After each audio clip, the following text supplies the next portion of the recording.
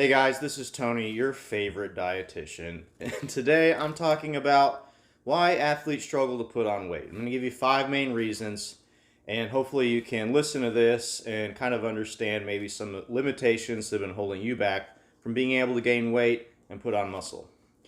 So without further ado, number one reason I see most athletes struggle to gain weight is because of their mindset. They have in their mind that they have a fast metabolism, or no matter what they do, they can't gain weight. And that really resonates with the idea of what's called a positive illusory bias. And that just means that, everybody's kid who's struggling in the math class isn't because they're dumb, it's because they're gifted and they're just not being challenged enough. And everybody in prison is innocent. Just ask them. They didn't do it. And everybody who can't gain weight is because their metabolism is too fast.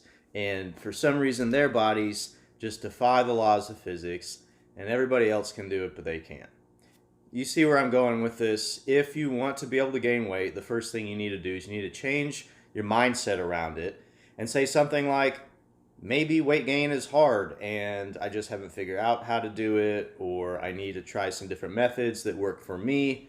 Not that it can't be done. So first, change your mindset. Second reason why I see a lot of athletes unable to gain weight is because they skip meals. They skip meals and they really discount the impact that skipping meals has on the overall process of gaining weight. So just some easy math. It takes about 3,500 extra calories per week, 3,500, to be able to gain a pound a week. All right, now that's a rough estimate. So let's say if we gain 500 extra calories every day, that equals 3,500 by the end of the week. It can make a big impact. Well, if you're trying to gain weight, you are probably needing to eat closer to 1,000 calories for every meal. So somebody that skips breakfast just 3 times a week is probably not going to see any progress by the end of the week, because that's going to be so close to 3,000 calories. Yes, just 3 days a week skipping breakfast could be holding you back from being able to gain weight and put on muscle. Number 3, which kind of goes along with skipping meals, is a lot of athletes try to eat it all in one meal. They get ready to eat and they've skipped breakfast. Maybe they had a light lunch, they just made a PBJ, and it's like, all right, it's time for dinner. So I'm going to make the biggest meal possible and I'm just going to eat it all at once. And they try and they eat and they eat. They get the meat sweats. They're breathing heavily. They're just trying to get it in, like somebody in a food eating competition. And yeah, you ate 3,000, 2,000 calories with one of your meals, but you may not even be eating enough that you're in a surplus. Especially if you're active, especially if you're, like a college athlete and you're 20 hours a week. I mean, you cannot catch back up. You're already too far behind if you've been skipping meals.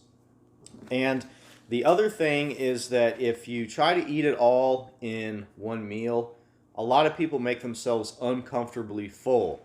They get so full that it becomes this kind of like painful ordeal. And if you're doing that day in and day out, I mean, it takes a long period of time to gain weight. A lot of people give up because it becomes too uncomfortable for them. So if you want to work around this, you need to try to work in some snacks. So I always recommend, if an athlete's trying to gain weight, to eat 3 snacks a day. Mid-morning, mid-afternoon, and then something before bed. Okay. My 4th reason why I see a lot of athletes struggling to gain weight is because they're drinking a gallon of water a day. They're walking around with their bro jug. I got to drink a gallon of water today. Coach says it's important to stay hydrated. Well, yes, it is important to stay hydrated, but what you're doing is you are constantly filling up your stomach with a 0-calorie liquid. I'm not saying that drinking liquids is bad, but you may not want to just stick to water. Maybe you've heard of that old program called the gallon of milk a day. You don't have to drink a gallon of milk, but maybe in addition to water, or to supplement your water, you would add in like some Gatorade powder and turn it into a Gatorade so that you're drinking extra calories from that. Or that maybe with your meal, instead of having a glass of water, you have a glass of orange juice or a glass of milk or protein shakes. Those things all have water. It doesn't just have to be water to contain water. You can still be hydrated. And then if you think about it, have you ever gotten full drinking a bottle of sweet tea? Not many people have. You can add in those liquid calories to help fill in your stomach, or to help you get your calories without making your stomach full. Okay? All right, so that's drink a gallon of water. Number 5 is lack of preparation and planning. One of my favorite sayings is, if I fail to plan, then I've planned to fail. So in other words, you can't just walk around and expect your team or your coach to provide all your meals for you, to get everything you need from vending machines or whatever you're out doing. Those things help, and they're there for a reason.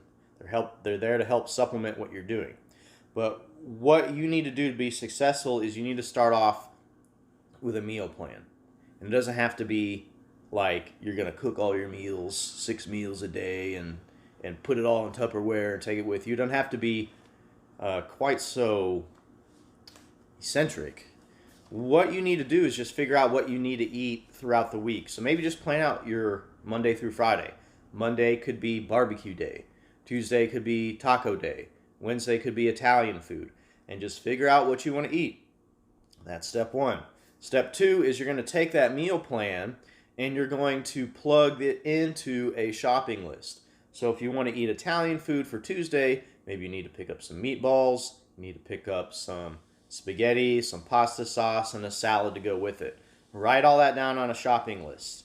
And the third step is you need to execute. Go to the grocery store with your meal plan, with your shopping list, buy all the stuff that you need and put it into your house. Get it into your pantry. If you set up your environment in a way that makes it easier to be successful and harder to neglect your diet, then you're going to be more successful in the long run. You can do some basic meal prep. You can chop up your onions or your vegetables. You can maybe start marinating your chicken breast. But what you don't have to do, you don't have to cook it all on Sunday and prep it all. If that works for you, great. But if you've never done something like that before, I recommend just start off with a meal plan and a shopping list and kind of see how things organically work out your first week before you overcommit. We don't need to make this any harder than it needs to be. It will be difficult, but it doesn't need to be any harder than that. All right. So in conclusion, we went over 5 things: mindset, skipping meals, trying to eat it all in one meal, drinking a gallon of water every day, and lack of preparation or planning. That's what's holding you back from gaining weight. So here's my solutions. Number 1, change your mindset into one that accepts responsibility for what you're trying to do. Gaining weight is not going to be easy for you. It's going to be challenging, but it is a challenge that can be overcome. And your progress is a result of the responsibility that you've taken, the actions that you've engaged in. Number 2, never skip a meal. Just make that commitment to never skip a meal. And if you think that a meal has to be something that was homemade and prepped and cooked by you, it doesn't have to be. Okay? If you need to start putting food and stuff in your backpack or in your car or in your locker and have like an extra shopping list for that, just so if you do forget something at home, you have yourself a meal. But never skip a meal. That is a habit that is going to make it very, very difficult. Number 3, spread out your calories. Don't just try to eat it all in one meal. So do 3 meals, 3 snacks. That's going to put you in a good spot without having to feel uncomfortably full because you forgot to eat and you're trying to do it all in your next meal. Number 4, utilize liquid calories. So we said use milk, juice, sweet tea, Gatorade, sports drinks. Those sorts of things are going to constantly add calories into your system without making you feel full.